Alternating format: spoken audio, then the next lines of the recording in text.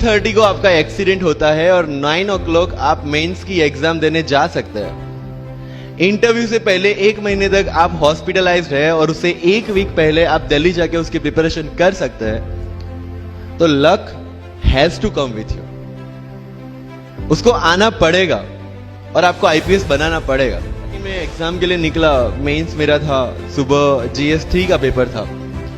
8:30 को मेरा scooty slip हो गया, मेरा लिगामेंट इंजरी हो गया, लेफ्ट हैंड में इंजरी था, सीट से ब्लीडिंग हो रहा था। लेकिन मेरे पास 2 ऑप्शन थे। मैं खड़ा हुआ, मैंने देखा okay my right hand is safe and I decided I will go to the exam hall and write the exam.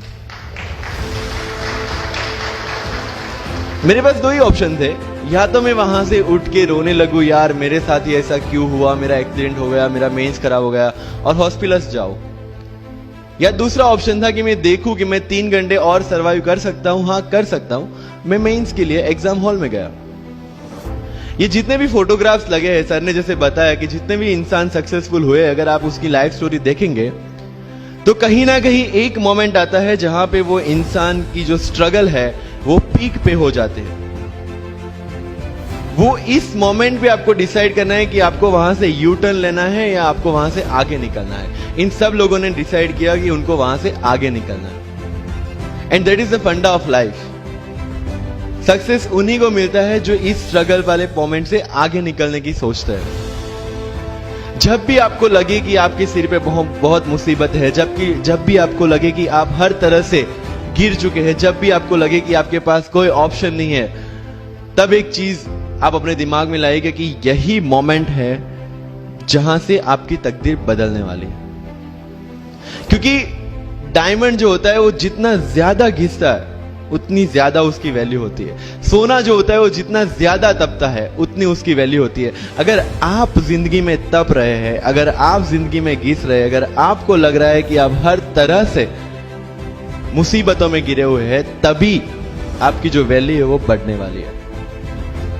और यही मेरा एटीट्यूड रहा है। लोग बोलते हैं कि तुम्हारी फाइनेंशियल कंडीशन ठीक नहीं थी, पापा इलेक्ट्रिशियन थे, मम्मी हाउसवाइफ थी, डायमंड के कारखाने में काम करती थी, उसके बाद उन्होंने मैरिज में रोटियां बनाने का काम किया और उस तरह से मैं पढ़ा।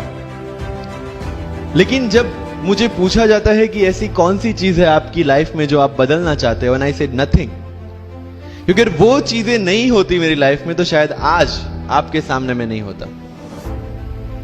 तो अगर लाइफ में प्रॉब्लम्स है, अगर लाइफ में स्ट्रगल है, जैसे सर ने बताया struggle is a part of life and I strongly believe in that. Bharat वर्ष का सपना चंद्रगुप्त ने देखा, चाणक्य ने देखा, और उस भारत वर्ष को बनाने के लिए जब ये संघर्ष जारी था और तब राजा धनानंद की डॉटर दुर्धरा से चंद्रगुप्त को प्यार हो जाता है, और जब चाणक्य उनको बोलते कि नहीं तुम्हें उससे दूर रहना है, तब चंद्रगुप्त बोलता है आचार्य कभी कभी सोचता हूं कि जिंदगी में या ये भारत के सम्राट बनने के लिए इतना त्याग, इतना बलिदान ना देना होता तो।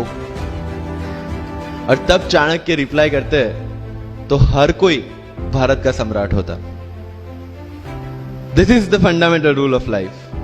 अगर आईएएस बनने के लिए, आईपीएस बनने के लिए सैक्रिफाइस करना नहीं पड़ेगा, अगर उसके लिए आपको त्याग नहीं करना पड़ेगा, तो आज पूरे इंडिया में हर घर में आपको आईएएस आईपीएस मिल जाएंगे। मुझे एग्जैक्ट डेट याद है, 23 मार्च को मेरा इंटरव्यू था। 20 फरवरी को मुझे हॉस्पिटल में एडमिट किया गया क्योंकि मुझे इन्फेक्शन हो गया था बॉडी में, एंड बहुत हाई फीवर था, तो आईवी के अलावा कोई ऑप्शन नहीं था। 1 मार्च को ठीक होके मैंने सोचा चलो दिल्ली निकलते हैं। 2 मार्च को मैं दिल्ली पहुंचा।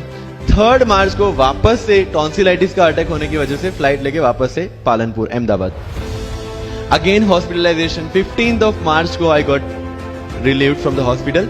16 मार्च को मैं दिल्ली पहुंचा और 23 मार्च को I gave my UPSC interview. तो 1 महीने का हॉस्पिटलाइजेशन।